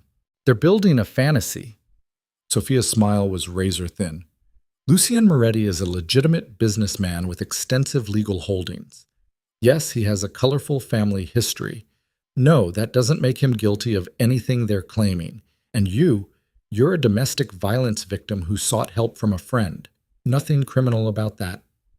They have evidence. The explosion Was ruled a gas leak by the building inspector. The FBI can speculate all they want. They can't prove Lucien was involved without physical evidence linking him to the device, which doesn't exist. Sophia leaned forward. Here's what's going to happen. They'll hold you for 24 hours, maybe 48, trying to scare you into cooperating. Then they'll have to charge you with something specific or let you go. Since you haven't actually committed any crimes, they'll let you go. And then? Then you disappear for a while. Let the legal teams handle the fallout. Let Ethan bury himself with his own testimony. Sophia's expression was knowing. Criminals like the Russos don't react well to rats. Witness protection or not, your husband just signed his own death warrant. It's only a matter of time. The casual prediction of Ethan's murder should have bothered Megan more than it did. Instead, she just felt tired. How long do I have to stay here? Until they get bored or their supervisor tells them to cut you loose. Sophia stood. I'll be right outside. Don't engage with them. Don't make small talk. Don't let them bait you into saying anything that could be twisted later. She left. Megan sat alone and waited, and thought about all the ways her life had fractured and reformed in the space of 1 week. 46 hours later, they released her without charges. Marco was waiting outside in yet another black SUV. He didn't speak until they were 10 blocks away. Lucien wants to see you. Where is he? Safe house in Queens, different one. The feds are watching everything now. They drove in silence. Megan stared out at the city and wondered when exactly she'd stopped being afraid and started being angry. The Queen's safe house was smaller, grimier, tucked above a bodega that smelled like grease and desperation. Lucien was waiting in a third-floor apartment that had probably been decorated in the 70s and never updated. He looked like he hadn't slept in days. You held out, he said as soon as she entered. I told you I would. I know, but I also know how persuasive federal agents can be. Lucien crossed the room, stopped just short of touching her. Are you okay? No. Megan was done pretending. I'm scared and angry, and I don't know what I'm doing anymore, but I didn't give them anything. Thank you. Don't thank me. I didn't do it for you. She met his eyes. I did it because I'm tired of being used. By Ethan, by the Russos, by the FBI. Everyone wants something from me, and I'm done giving pieces of myself away to people who don't care if I survive the transaction. Lucien studied her for a long moment. Then, quietly, what do you want, Megan? I want to stop running. I want to stop being afraid. Her voice broke. I want my life back. The one I had before my parents died. Before Ethan. Before all of this. I can't give you that. I know. But I can give you a new one if you're willing to fight for it. Megan looked at this dangerous man who'd pulled her from fire twice now, who'd killed for her, who'd asked nothing in return except that she choose herself. What does fighting look like? Lucien's smile was dark promise. It looks like we stop playing defense. Stop reacting to what the Russos and the FBI throw at us. Stop letting other people write our story. And start writing our own. Exactly. Megan took a breath. Let it out. Made a choice. Then teach me, she said. Teach me how to fight in your world. How to be dangerous enough that people think twice before coming after me. How to survive. Lucien's expression shifted. Not surprise, something deeper. Recognition, maybe. Like he was seeing her clearly for the first time. You understand what you're asking? I understand that I'm done being weak. Megan's voice didn't waver. Teach me. He studied her for 3 long seconds. Then he nodded once, sharp and final. Okay, but we start now. No half measures, no turning back. I'm not asking for half measures. Lucien turned to Marco, who'd been watching from the doorway. Clear the schedule. Cancel the meeting with the families. We have work to do. Marco's eyebrows rose. You're serious? Completely. Lucien, the Russos are expecting. Let them expect. His tone left no room for argument. This is more important. Marco shook his head but pulled out his phone, already making calls as he left the apartment. Megan stood in the middle of the grimy safe house, heart hammering, wondering what exactly she'd just committed to. Lucien crossed to a closet, opened it, pulled out a locked metal case. First lesson. In my world, information is currency. The more you know about your enemies, the harder they are to kill. He unlocked the case, spread files across the coffee table, photos, documents, surveillance reports. These are the Russos, every major player in their organization. Study them, memorize faces, names, connections. Megan moved closer. The photos showed men in expensive suits, women dripping with diamonds, all of them smiling for cameras while running an empire built on blood. Why do I need to know them? Because knowledge keeps you alive. Lucienne pointed to one photo, a heavy-set man in his 60s with cold eyes. Victor Russo, the head, former KGB, emigrated in '91, built his network from the ground up. Ruthless but practical. He doesn't make emotional decisions. He moved to another photo. His son, Alexei, early 40s, Harvard-educated, handles the legitimate business fronts. Smart, ambitious, thinks he's untouchable because of his Ivy League degree. And this one? Megan indicated a younger man, maybe 30, with a scar running from eyebrow to jaw. Dmitry Volkov, Victor's nephew, enforcer, the one who ordered the hit on you. Lucian's voice went flat. He's mine when this is over. The casual promise of violence should have frightened her. Instead, Megan felt a dark satisfaction. This man had killed 3 innocent people trying to get to her. She wanted him to pay. How many are there, total? In the Russo organization, maybe 200 soldiers, another 500 associates. Lucian pulled out more files. But the core leadership is 12 people. Take them out, the empire collapses. So we take them out. We dismantle them piece by piece. Legal pressure from the FBI investigation, financial pressure from frozen assets, internal pressure from distrust. His smile was predatory. And when they're weak enough, we finish it. Megan absorbed this. What's my role? Right now, learn, watch, understand how this world operates. Lucienne closed the case. But there's something else you need first. What? How to protect yourself when I'm not there. He led her to the bedroom. Bare mattress, single window, nothing that suggested anyone actually lived here. From under the bed, he pulled out another case. This one held weapons. Megan's breath caught. I can't. Thought. You can. Lucian lifted out a compact pistol. And you will, because the FBI is watching me now. The Russos want you dead. Ethan's testimony is putting targets on both our backs. There will come a moment when you're alone and someone comes for you. When that happens, you need to be ready. He placed the gun in her hands. It was heavier than she expected. Cold. Final. I've never shot anyone. You've never needed to. Lucian moved behind her, adjusting her grip. His hands were steady, clinical. But you will. And when that moment comes, you can't hesitate. Hesitation gets you killed. Megan's fingers trembled against the metal. I don't know if I can. You pulled yourself out of an abusive marriage, survived an explosion, told the FBI to go to hell. His voice was low against her ear. You're stronger than you think. You just need to believe it. She wanted to be the woman he seemed to think she was, dangerous, capable, unbreakable. But all she felt was scared. Show me, she whispered. For the next 3 hours, Lucian taught her how to hold the weapon, how to aim, how to breathe through the fear. They couldn't fire it, not in a safe house surrounded by civilians, but he walked her through the mechanics until her hands stopped shaking. Good, he said finally. Now the hard part. That wasn't the hard part? That was preparation. This is decision. He took the gun, set it aside. The moment you point a weapon at another human being, you're making a choice. Their life or yours. You need to be absolutely certain which one matters more. Mine, Megan said without hesitation. Are you sure? Because once you pull that trigger, you can't undo it.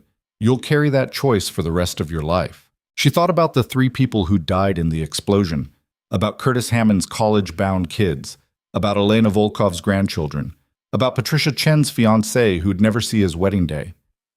I'd rather carry the weight of survival than the weight of being a victim, she said quietly. Lucian's expression softened almost imperceptibly. Then you're ready.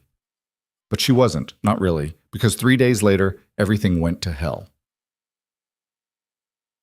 The call came at 4 in the morning. Megan woke to Lucian's phone buzzing violently on the nightstand. She'd been sleeping in the safe house's only bedroom while he took the couch, a arrangement born of necessity rather than intimacy. She heard his voice through the thin walls, sharp and urgent in Italian. Then silence. Then footsteps. He appeared in the doorway, already dressed, face carved from granite. "Get up. We need to move. Now." Megan scrambled out of bed, pulled on jeans and a sweater. "What happened?" "Ethan's dead." The words stopped her cold. "What?" "Someone got to him in witness protection. Professional hit, clean, fast." Lucian was throwing her belongings into a bag with brutal efficiency. "The FBI thinks it was the Russos. They're wrong." "Then who?" "Doesn't matter right now. What matters is the FBI is using this as an excuse to move on both organizations simultaneously. They're raiding Russo properties and mine. Arrest warrants for Victor, Alexei, half their leadership." He shoved the bag into her hands. "And they're coming for you again, as a witness to Ethan's criminal activities." Megan's mind reeled. Ethan was dead.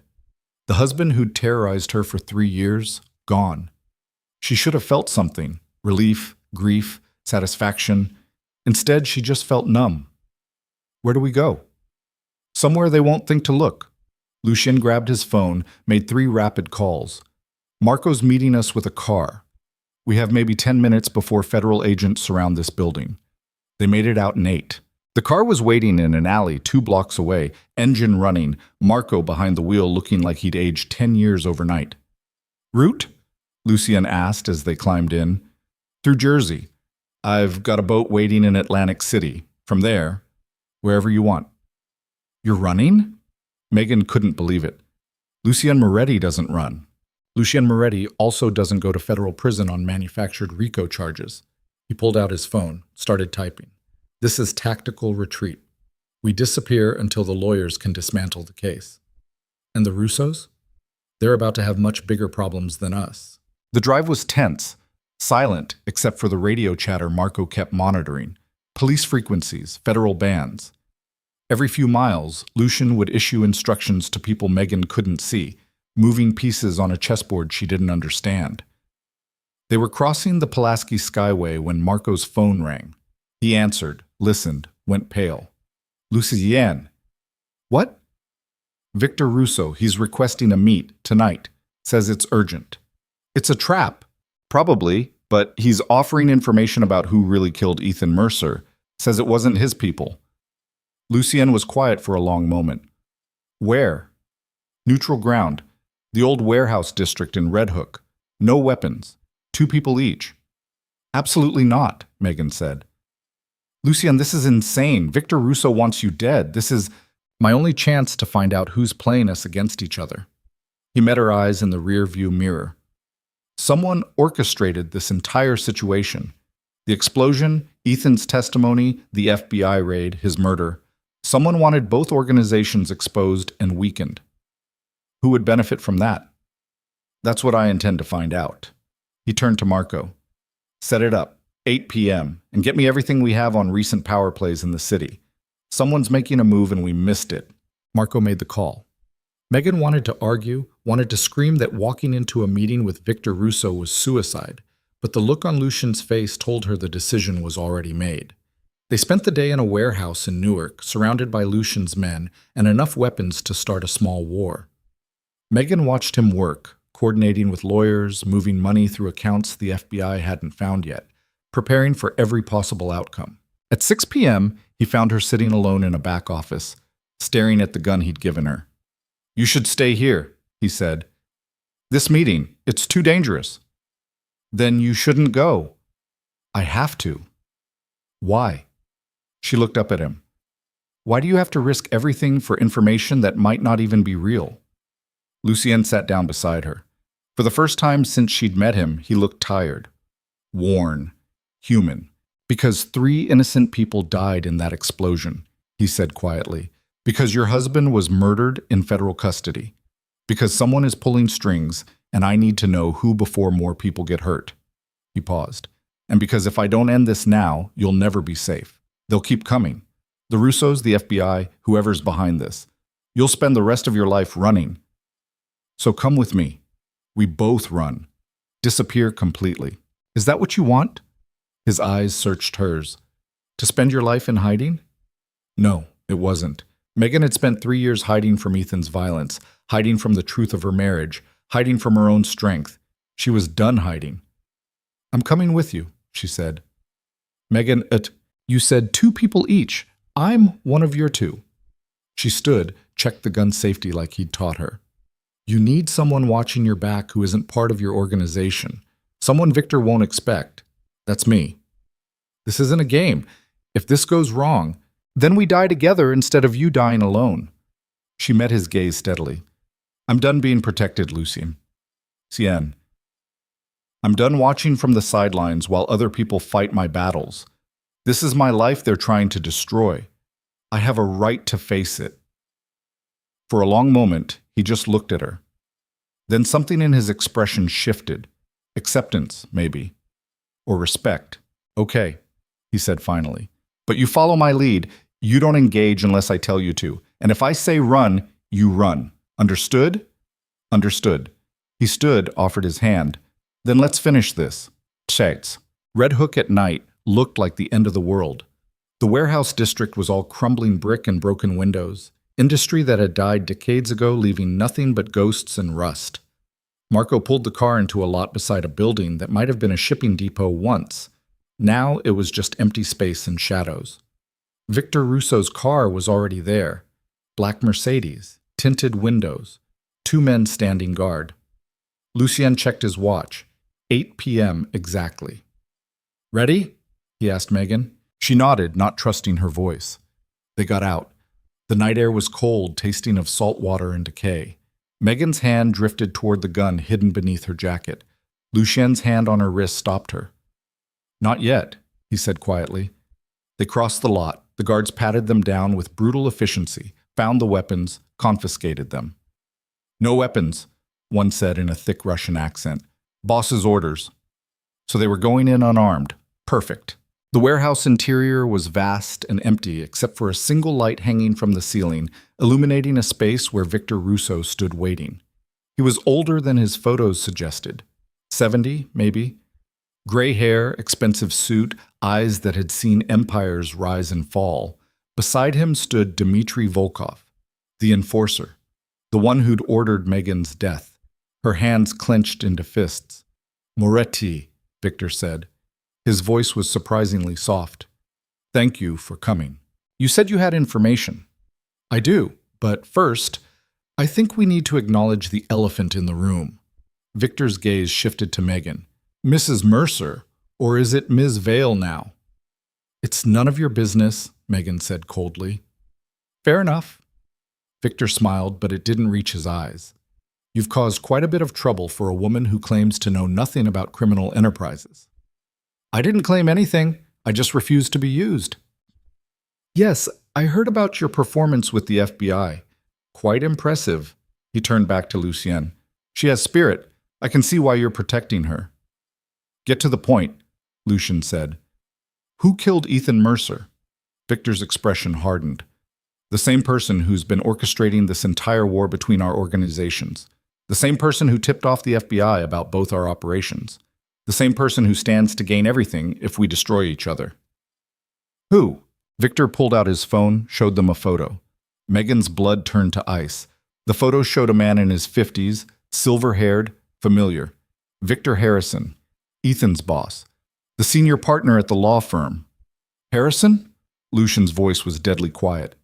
He's a corporate lawyer. He's a criminal mastermind who's been playing both our organizations for years. Victor put away his phone. Ethan Mercer wasn't just laundering money for me. He was also embezzling from me, skimming millions into accounts Harrison controlled. When I found out, I was going to kill him. But Harrison got to him first, made it look like my hit, knowing it would bring federal heat down on my organization. Megan's mind reeled. That doesn't make sense. Harrison was at dinner with us. He seemed normal, professional. Victor's laugh was bitter. That's what makes him dangerous. He's been operating in plain sight for 20 years, building connections with law enforcement, cultivating relationships with criminal organizations, positioning himself as the middleman who keeps everyone's secrets. And now he's eliminating the competition, Lucien said slowly. Exactly. With the FBI investigating both our organizations, Harrison steps in as the cleanup crew. He'll absorb what's left of our operations, consolidate power, become untouchable. Victor's expression was carved ice. Unless we stop him. You're proposing an alliance. I'm proposing survival. Harrison has been feeding the FBI information on both of us. He has evidence, recordings, documents that could put us both away for life, unless we take him down first. Lucienne was silent for a long moment. And why should I trust you? Because I didn't kill those 3 people in your building. Dimitri here, Victor gestured to his enforcer, was supposed to extract Ms. Vale quietly. The explosion was Harrison's work, made to look like ours, knowing it would force your hand. Dimitri spoke for the first time. I lost men in that explosion too. 4 of my best soldiers sent to watch the building. They died in the fire. 7 people total. 7 lives snuffed out because Victor Harrison wanted to consolidate power. Megan felt rage building in her chest. Hot, clean, purposeful. How do we know you're telling the truth? She asked. Victor smiled. Because I have proof. He pulled out a flash drive. Recordings of Harrison bragging about his plans, financial records showing his embezzlement, phone logs connecting him to the bomber, everything you need to bury him. Why not just kill him yourself? Lucien asked. Because Harrison has insurance. Documents that go public if anything happens to him. He's made himself essential to too many powerful people. Victor's expression was grim. But you have access to the FBI through Ms. Vale here. She can deliver this evidence. Let the feds do the dirty work. No, Megan said immediately. I'm not working with the FBI. Then Harrison wins, and we all lose. Victor stepped closer. I know what he did to you. Ethan told me before he died. Told me how Harrison encouraged him to marry you, to control you, to use you as cover for his criminal activities. You were part of his plan from the beginning. The words hit like physical blows. Her marriage, her abuse, everything she'd suffered. Harrison had orchestrated it? You're lying, she whispered. I wish I was. Victor's voice was almost kind. But Harrison needed Ethan to look stable, legitimate. A wife made him look trustworthy.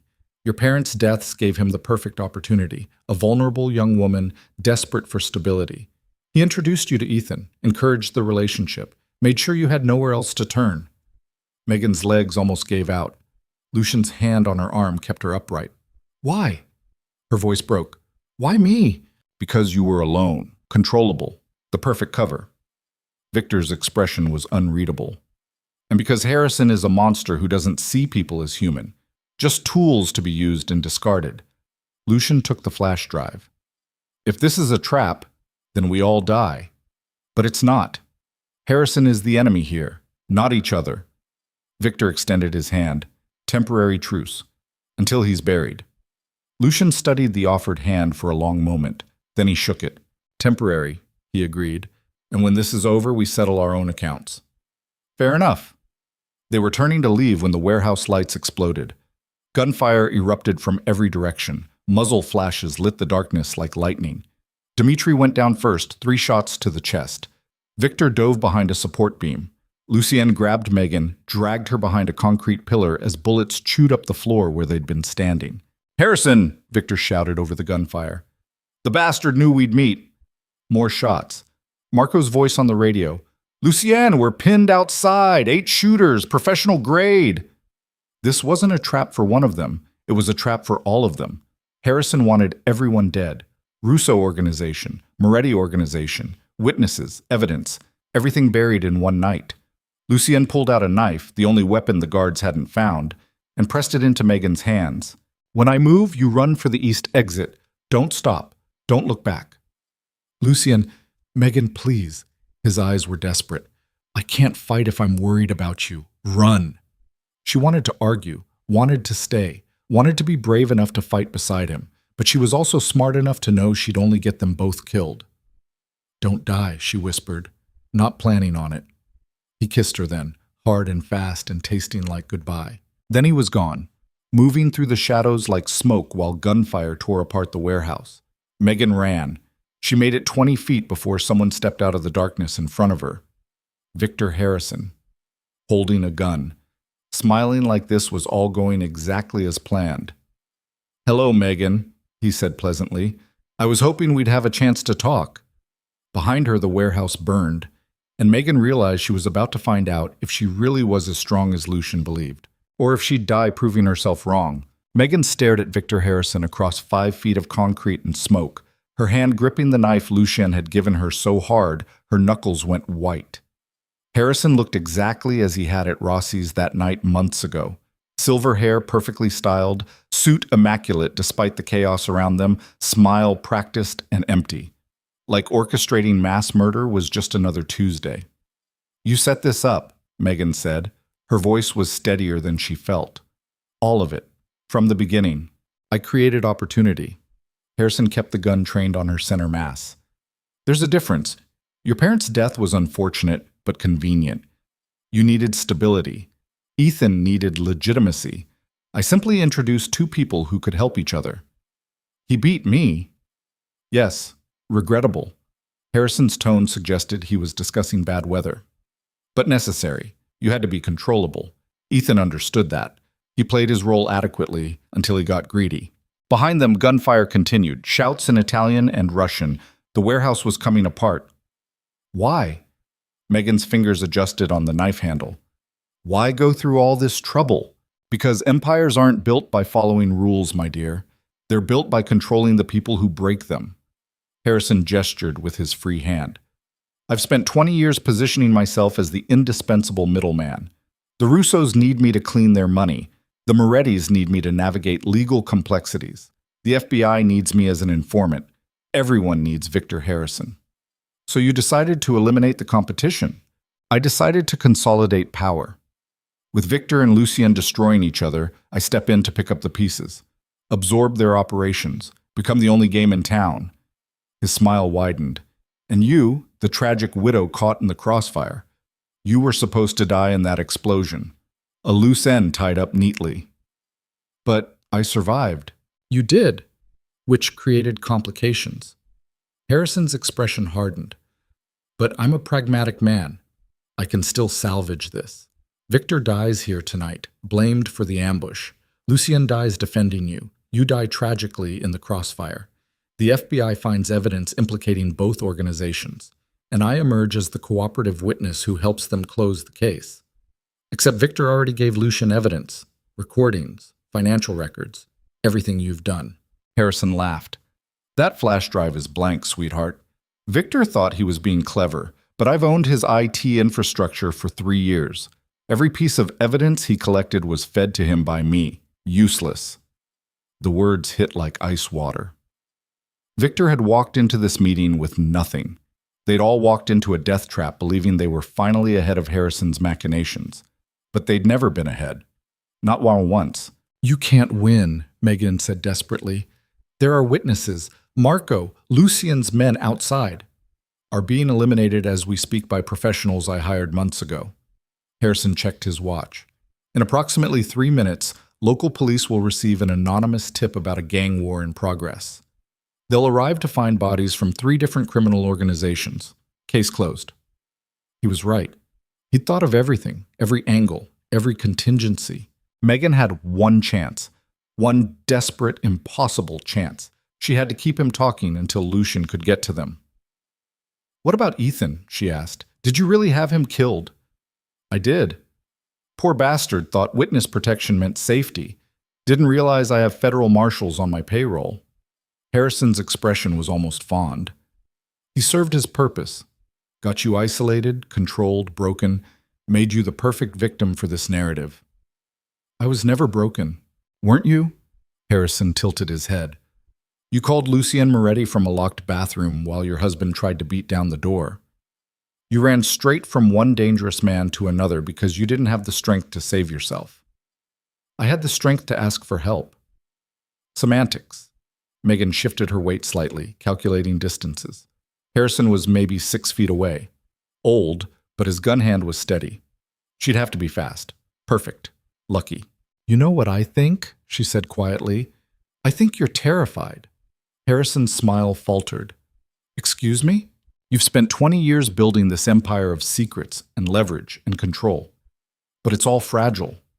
One person stands up to you, one piece of evidence gets away, one witness refuses to cooperate, and everything collapses. Megan took a half step forward. That's why you're here personally instead of letting your hired killers do the work. Because you can't trust anyone else to finish it. Because deep down, you know you're not as untouchable as you pretend. Stay where you are. The gun came up higher. Or what? You'll shoot me? You're going to anyway. Another half step. At least have the courage to look me in the eyes when you do it.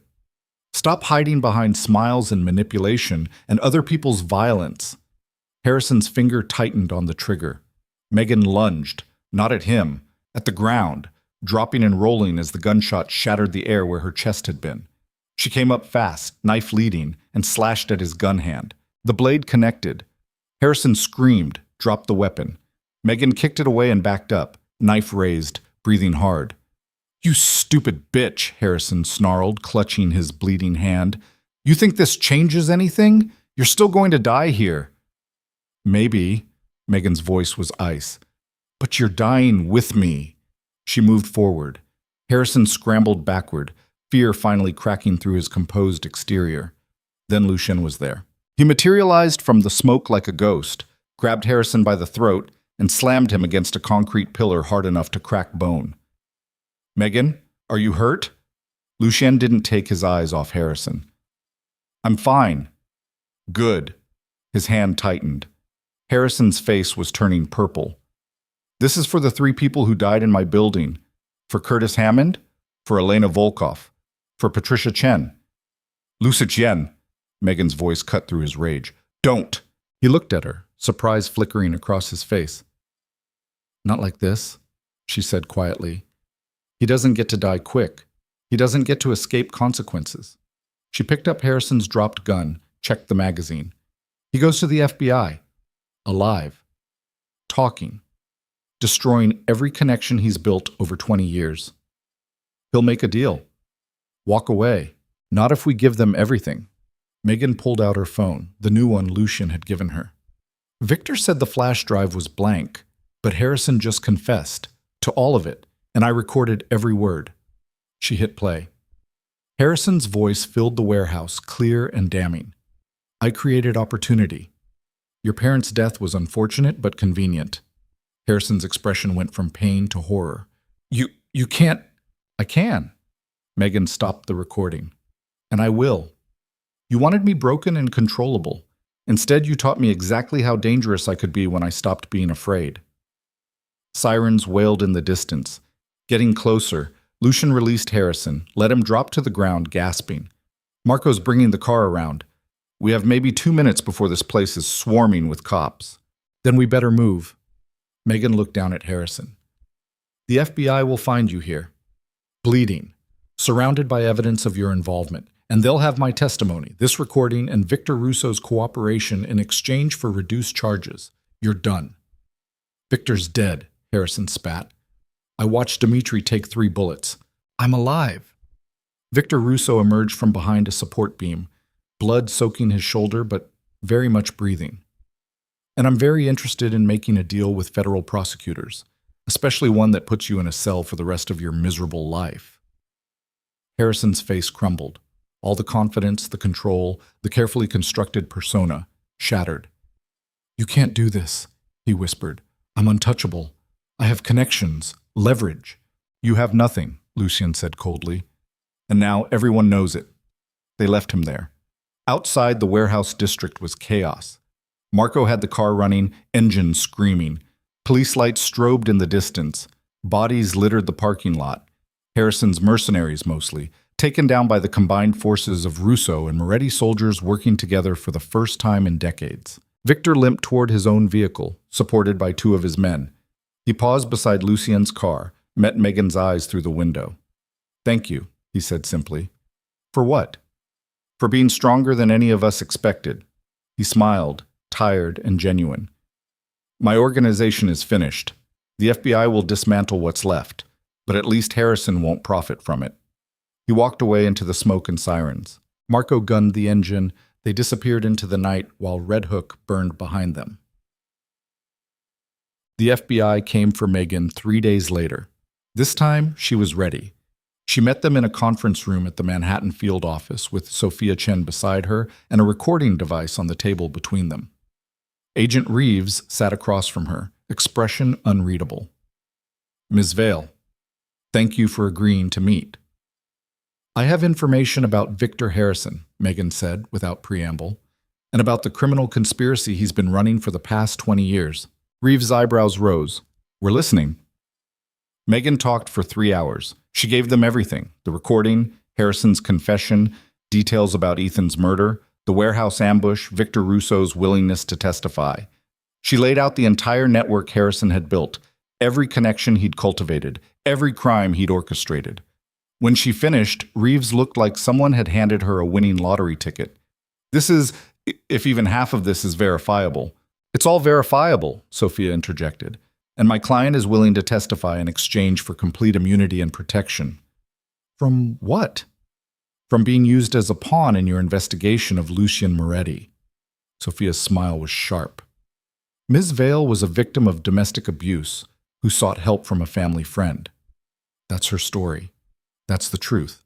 Anything else is speculation. Reeves studied Megan for a long moment.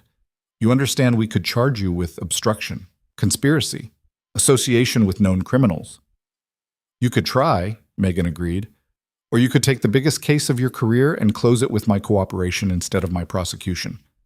The silence stretched. Finally, Reeves nodded. "We'll need detailed statements, depositions, testimony before a grand jury." "You'll have it." Megan stood. "As long as we're clear that my cooperation ends with Victor Harrison and the evidence I've provided. Nothing else. No one else." "Ms. Vale, those are my terms." Another long silence. Then Reeves extended her hand. "Deal." They shook on it. Outside the federal building, Sophia turned to Megan with something that might have been respect. "You just made a deal with the devil." "I've made several lately," Megan said. "I'm getting good at it." "What happens now?" "Now I figure out what kind of life I want to build." She walked away from the FBI, from the deals and the testimony, and the weight of everything she'd survived, and got into the car where Lucien was waiting. He didn't ask how it went, just pulled into traffic and drove. They ended up at the Brooklyn bookstore, Angela's place, the one where Megan had remembered how to breathe. "Why here?" she asked. "Because you need to remember who you are," Lucien said, "before you decide what comes next." They climbed to the 3rd floor, sat in the poetry section surrounded by dust and forgotten words. Rain tapped against the windows. "Harrison's in custody," Lucien said quietly, "charged with conspiracy to commit murder, racketeering, obstruction of justice. 53 counts total. The DA says he'll die in prison." "Good. Victor's cooperating. His organization is done. Most of his people are taking deals." "And you?" Lucien was quiet for a moment. "The FBI doesn't have enough evidence to move on me. Thanks to you, but they're watching, waiting. I can't operate the way I used to." "So what will you do?" "Go legitimate. Actually legitimate, not the pretend version I've been running." He looked at her. "I've been building legal businesses for years. Real estate, investments, security consulting. I can walk away from the criminal side, if I want to." "Do you want to?" "I don't know." His honesty was unexpected. "This life, it's all I've known since my father died. The power, the fear, the control. Giving that up means becoming someone different, someone smaller. Or someone better." He smiled sad and small. "Maybe." They sat in silence, listening to rain and the distant sound of the city that had tried to destroy them both. "What about us?" Megan asked finally. The question she'd been avoiding for weeks. "What do you want there to be?" "I don't know." She pulled a book from the shelf randomly. Poetry. Always poetry. "You saved me. Multiple times. I'm grateful. But I don't know if what I feel is love or just survival instinct. Attachment to the person who pulled me out of hell." "That's fair." "You say you love me, but you also barely know me. The real me. Not the broken victim or the woman you had to protect. Just me." Lucien reached over, took the book from her hands, read the spine. Sylvia Plath. Dark choice. "My mother loved her. Tell me about your mother." So she did. Megan talked for an hour about her parents, their chaotic academic household, the debates over dinner, the way her mother would quote poetry at inappropriate moments, and her father would respond with philosophy. She talked about losing them, about the grief that had made her vulnerable to Ethan, about the woman she'd been before tragedy reshaped her. Lucien listened without interrupting. When she finished, he said, "Your mother sounds like she would have hated me." "Probably," Megan smiled. "But she also would have appreciated that you asked. I want to know you, the real you, not the version shaped by trauma or survival." His voice was careful. "But I also understand if you need space, time, distance from everything that happened. What I need," Megan said slowly, "is to figure out who I am without anyone else defining it. Not Ethan, not Harrison, not even you." "Okay. But I also don't want to lose you completely. She struggled for words. "You're the first person in years who's seen me as someone worth knowing instead of someone worth controlling. Then we'll figure it out. Together, separately. However you need it to be." Megan looked at him, this dangerous man who'd killed for her, risked everything for her, and was now offering to let her go if that's what she needed. "I'm going back to school," she said, "finishing my literature degree, getting my own apartment, building a life that's mine." "Good. And you're going to stay in my life, but not as my protector or my savior or my whatever we've been to each other these past months." "Then what?" "I don't know yet." Megan's smile was small but real. "Maybe we start over. Meet as equals instead of victim and rescuer. See what happens when the crisis is over and we're just two people trying to figure out life." Lucien considered this. Then he stood, offered his hand formally. "Hi, I'm Lucien Moretti. I used to run a criminal organization. Now I'm trying to figure out what comes next." Megan took his hand, felt the warmth of it, the strength. "I'm Megan Vale. I survived an abusive marriage and a crime war. Now I'm trying to remember what it feels like to just exist." "Nice to meet you, Megan Vale." "Nice to meet you too." They shook hands like strangers, like people meeting for the first time, like two humans standing at the beginning of something instead of the wreckage of everything. And in that moment, Megan understood something fundamental. She'd spent 3 years being possessed by Ethan's violence, then months being protected by Lucien's power. Now finally, she was learning what it meant to possess herself. 6 months later, Megan stood in the hallway of NYU's literature department, arms full of textbooks, listening to a professor explain her thesis requirements. She'd re-enrolled in January, declared her concentration in contemporary poetry, started actually living instead of just surviving. Her apartment was small, a studio in the East Village that cost too much, and had a radiator that clanked like someone was murdering the pipes. But it was hers. She paid rent with money from the translation work she'd started doing again. Built a life from nothing but will and words. Harrison had been convicted on 47 of 53 counts, sentenced to life without parole. His empire had crumbled. His connections had scattered. He'd died the way he'd lived, alone, grasping for control that no longer existed.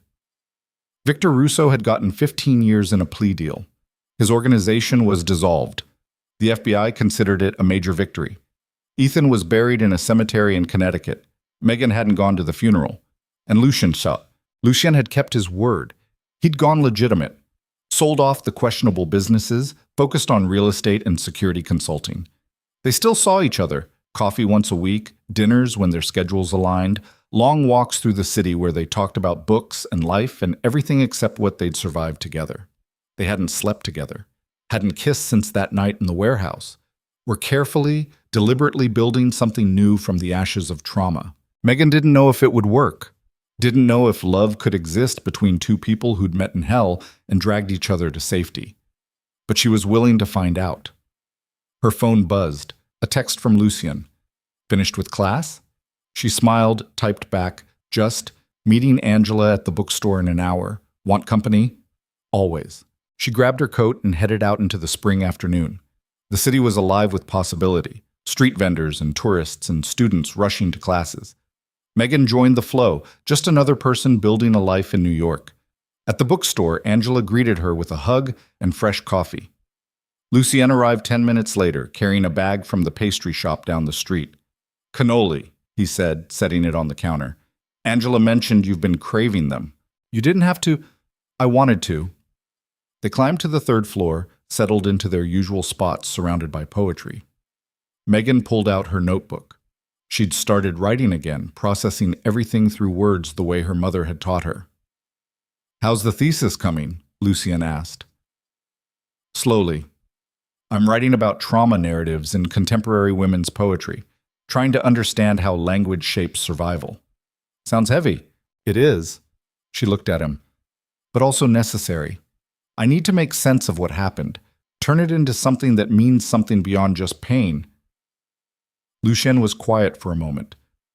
I read something recently about how the opposite of trauma isn't peace, it's agency. The ability to make choices that matter. Where'd you read that? Therapy, actually. I've been going, trying to figure out who I am without the violence. Megan set down her pen. How's that going? It's hard. Turns out I built my entire identity around being dangerous. Take that away and I'm just... He shrugged. Some guy trying to figure out what comes next. Join the club. They sat in comfortable silence, rain starting to tap against the windows. The bookstore cat appeared, wound between their feet, purred like a small engine. I'm glad we did this, Megan said finally, starting over, taking it slow. Me too. I'm not sure where it's going. That's okay. I'm not either. Lucien looked at her with those dark eyes that had first seen through every lie she'd told herself. But I know I want you in my life, however that looks. Even if it's just this, coffee and bookstores and being friends who survived impossible things together. Even then. Megan reached across the space between them, took his hand. Not romantic, just human connection. Two people who'd walked through fire and chosen to keep walking after. Thank you, she said quietly. For that night at Rossy's. For seeing me when I'd forgotten how to see myself. Thank you for calling, for being brave enough to want more than survival. They sat together while the rain fell and the city moved outside, and somewhere in the distance, life continued in all its messy, complicated glory.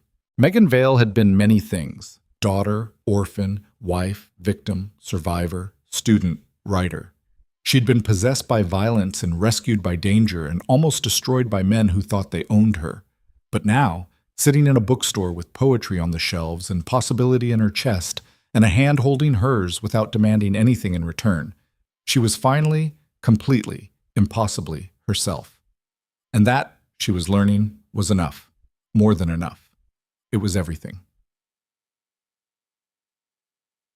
Opit. Years later, people would ask Megan how she survived, how she walked away from abuse, from organized crime, from federal investigations and warehouse shootouts, and men who thought women were property. She'd smile and give the simple answer, I asked for help. But the truth was more complicated. The truth was she'd learned that strength wasn't about never being broken. It was about choosing to rebuild. That freedom wasn't given, it was taken, piece by piece, choice by choice, breath by breath. The truth was she'd discovered that love could exist in darkness if you were brave enough to see it.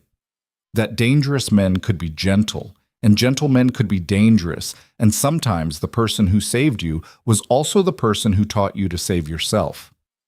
The truth was, she'd survived because she decided survival mattered more than safety.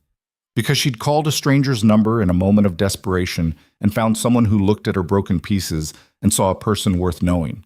But mostly, the truth was simple. Megan Vale survived because she wanted to. And in the end, that was the only reason that mattered. The rain hammered against Rossy's windows, just like it had that first night. But inside, the restaurant glowed warm and safe and full of people living their complicated lives. At a corner table sat a woman in her 30s with a literature textbook and a glass of wine.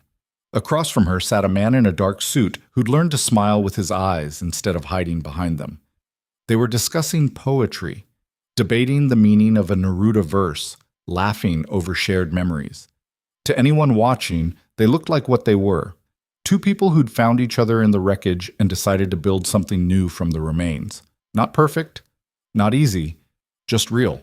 And outside, thunder rolled across Manhattan, while the city that had tried to destroy them both kept spinning, kept breathing, kept offering second chances to anyone brave enough to take them.